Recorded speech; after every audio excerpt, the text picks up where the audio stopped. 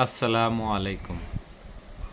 আপনারা দেখছেন job teachers TV YouTube channel. আপনাদের সাথে আমি রয়েছি মোহাম্মদ রাশেদ মুশারফ।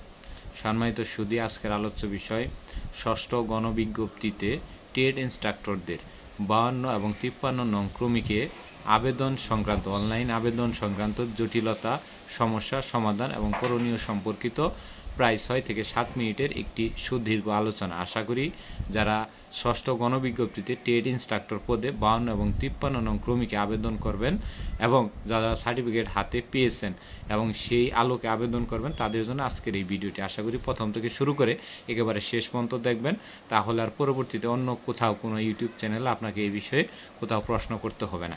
এখন আমরা আসি যে আপনারা জানেন যে 18তম শিক্ষক নিবন্ধনে 52 এবং 53 নং ক্রমিকে আলাদাভাবে আবেদন করার সুযোগ দিয়েছে ট্রেড ইনস্ট্রাক্টরদের। এখন এই 18তম শিক্ষক নিবন্ধনে 52 এবং 53 নং ক্রমিকে আবেদন করতে দেওয়ার পরে আলাদাভাবেই কিন্তু আপনার সনদ এসেছে, মানে 52দের জন্য আলাদা সনদের ধরন এবং 53দের জন্য আলাদা সনদের ধরন। এখন আমরা আসি যারা 52 নং ক্রমিকে ছিলেন, আপনারা সবাই জানেন যে 2020 সালে সেসিভুক্ত 630টি প্রতিষ্ঠানে এমপিও করা হয়, অর্থাৎ এসএসসি ভোকেশনাল এমপিও করা হয়। কোথায়? সেগুলো মাউসির সাথে সংযুক্ত প্রতিষ্ঠানের সাথে। এর মধ্যে 570টির মতো হলো মাউসিভুক্ত এবং বাদবাকিটি হলো মাদ্রাসাভুক্ত। এখন আপনারা যারা 52 নং ক্রমিকে আবেদন করেছেন তাদের সনদে লেখা আছে সেকেন্ডারি অ্যান্ড হায়ার সেকেন্ডারি, অর্থাৎ আপনারা সেকেন্ডারি এবং হায়ার সেকেন্ডারি প্রতিষ্ঠানগুলোতে আবেদন করতে পারবেন। এখন আপনি কোথায় আবেদন করবেন? অর্থাৎ আপনি ট্রেড ইনস্ট্রাক্টর হলে আপনি শুধুমাত্র সেসিভুক্ত 570টি মাউসিভুক্ত প্রতিষ্ঠানে আবেদন করতে পারবেন। আপনি স্বতন্ত্র কারিগরি প্রতিষ্ঠান কিংবা দাখিল ভোকেশনাল কিংবা সেসিভুক্ত মাদ্রাসা ভোকেশনালগুলোতেও আবেদন করতে পারবেন না। শুধুমাত্র আপনি সেসিভুক্ত এসএসসি ভোকেশনালগুলোতে আবেদন করতে পারবেন, কেননা আপনার সার্টিফিকেটে শুধুমাত্র লেখা আছে সেকেন্ডারি অ্যান্ড হায়ার সেকেন্ডারি। এখানে আপনার মাদ্রাসা লেখা নাই বা ভোকেশনাল লেখা নাই, অর্থাৎ আপনি স্বতন্ত্র ভোকেশনাল বা কারিগরি শিক্ষা অধিদপ্তর থেকে যেগুলোতে বেতন হয় ওই ভোকেশনালগুলোতে আপনার আবেদন করার সুযোগ নেই। আশা করি আমার কথাটি বুঝতে পেরেছেন। অর্থাৎ জনমতে প্রশ্ন আসতে পারে যে তাহলে স্যার সেসি ভোকেশনালে শূন্যপদ তো খুবই কম, তাহলে বাদ বাকিগুলো যদি আমি আবেদন করি সেক্ষেত্রে কি আমি এমপিও পাবো না? আমাদের যে নিয়ম রইল সার্টিফিকেটের নিয়ম অনুযায়ী আপনি এমপিওভুক্ত হতে পারবেন না। আপনি হয়তো সুপারিশপ্রাপ্ত হতে পারেন, কিন্তু পরবর্তীতে আপনি কোনোভাবেই এমপিওভুক্ত হতে পারবেন না, কারণ যখন এমপিও করা হবো তখন এগুলো পূর্ণাঙ্গ যাচাই বাছাই করা হবো জেলা শিক্ষা অফিস থেকে, তারপরে বিভাগীয় শিক্ষা অফিস এবং পরবর্তীতে ঢাকা যে শিক্ষা অফিস রয়েছে প্রধান যে কার্যালয় সেখান থেকে 3টি ধাপ আপনি কোনোভাবেই পারি হতে পারবেন না। সেজন্যে যারা 52 নং ক্রমিকে রয়েছেন তারা ওই সেসিভুক্ত 570টি মাউসিভুক্ত যে ভোকেশনাল রয়েছে সেগুলোতে আপনারা আবেদন করবেন, এর বাহিরে আবেদন করবেন না।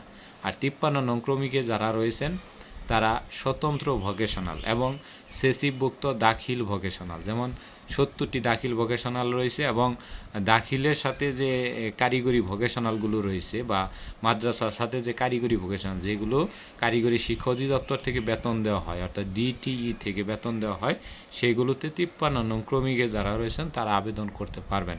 তো সেই হিসেবে 53 নং ক্রমিকওয়ালাদের পদ পোস্ট বেশি এবং 52 নং ক্রমিকওয়ালাদের পদ পোস্টের সংখ্যাটা খুবই কম। তবে একটি কথা সেটি হলো যে 52 নং ক্রমিকে পদ পোস্টের সংখ্যা আগামী বছর আরও 325টি মাদ্রাসা এবং আরও বিভিন্ন স্কুলে ধাপে ধাপে 52 নং ক্রমিকের সংখ্যাটা 53 থেকে কয়েক গুণ, অর্থাৎ 8 থেকে 10 গুণ বৃদ্ধি পাবে ভবিষ্যতে 52। এই জন্য 52 করা হয়েছে এবং ধাপে ধাপে কারিগরি শিক্ষাটা সারা বাংলাদেশের জেনারেল স্কুলের সাথেও সমন্বয় হবে, তখন 52 নং ক্রমিকালরা অগ্রাধিকার পাবে।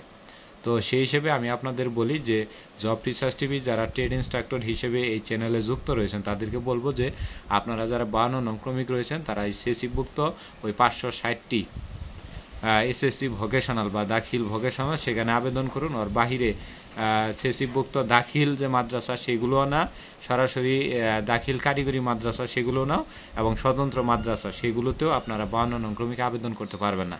এবং 53 নং ক্রমিকে যারা রয়েছেন তারা যে সেসিভ দাখিল মাদ্রাসা, সেসিভ মাদ্রাসা যেগুলো 70টি এবং সেসিভ দাখিল মাদ্রাসা যেগুলো রয়েছে সেগুলোতে মানে যেগুলো কারিগরি থেকে বেতন আসে এবং স্বতন্ত্র যেগুলো টেকনিক্যাল অ্যান্ড বিজনেস ম্যানেজমেন্ট নবম দশম ভোকেশনাল এর সাথে বিএম ভোকেশনাল রয়েছে যেগুলো কারিগরি শিক্ষা অধিদপ্তর থেকে বেতন দেয় সেগুলোতে আপনারা 53 আবেদন করতে পারবেন। এটি হলো সার্টিফিকেটের ধরন অনুযায়ী। এখন 53 নংরা কেন মাদ্রাসায় আবেদন করতে পারবে, আবার 52 নং কেন পারবে না সেই হিসেবে যে 53 নং ক্রমিকে যে সার্টিফিকেট সেখানে টেকনিক্যাল অ্যান্ড ভোকেশনাল অবলিক মাদ্রাসা দেওয়া রয়েছে। যদি তাদের সার্টিফিকেটে কারো সার্টিফিকেটে মাদ্রাসা দেওয়া না থাকে তাহলে সে দাখিল মাদ্রাসাতেও আবেদন করতে পারবে না, সেসিভুক্ত দাখিল মাদ্রাসাতেও সে আবেদন করতে পারবে না।